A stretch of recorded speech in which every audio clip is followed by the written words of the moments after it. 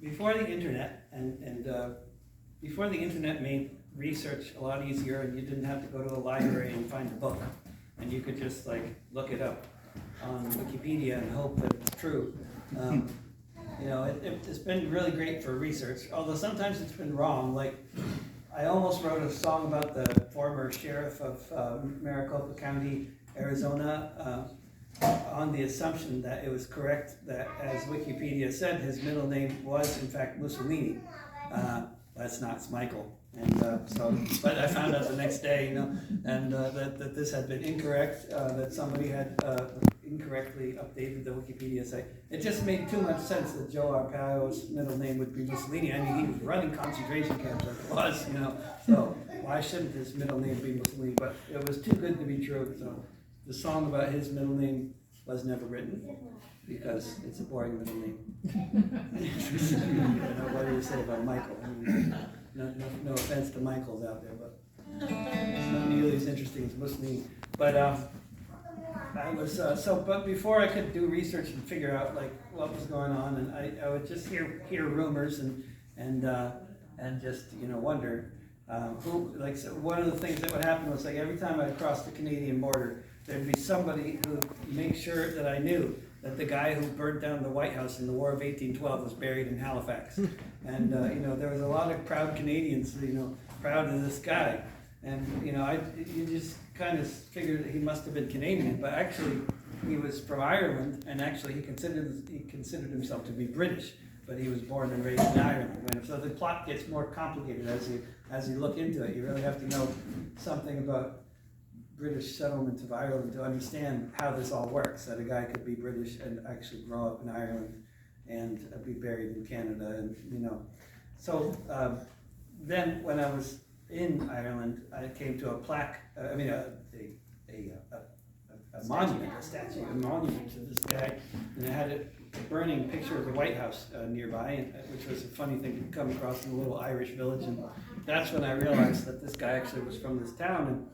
And I asked my friend I was staying with, Tommy Sands, have you written a song about General Ross? And he said, well, no, he's from the family that stole the town from the local inhabitants like 300 years earlier. So he, you know, and he was like a rich military general, Protestant land stealer. So, you know, Tommy didn't really have anything nice to say about him. Although he had been asked to write a song about him by the town council, and he just, you know, he politely declined. But that just made me want to write a song about him even more. Because he did something worth celebrating anyway. Actually, they didn't just burn down the White House, they burned down the Supreme Court and the Congress all on the same day.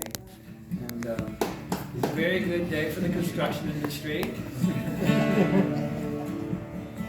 Robert Ross was from Rostrevor. He was born in County Down. His family was given land there by the British Crown. He was a man born of the gentry, born with wealth and fame. But he joined the British Army to serve his queen and make his name.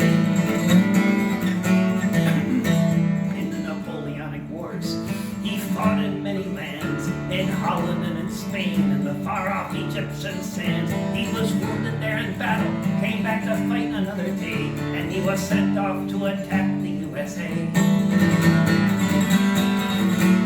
York had been sacked and burned by invading Yankee men, but the Canadians regrouped, chased the Yankees home, and then the British Navy made its way to the shores of D.C. town, where General Ross burned the White House down.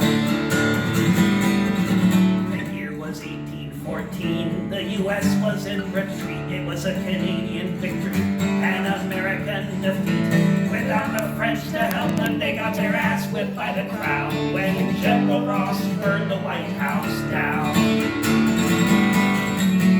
The place had just been constructed only 12 years before, but it had to be rebuilt. Soon after this disastrous war, the president turned tail and ran like a raggedy clown when General Ross burned the White House down.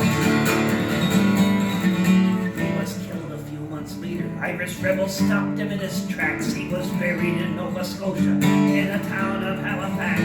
He might have been forgotten, but he'll forever be renowned. He's the man who burned the White House down.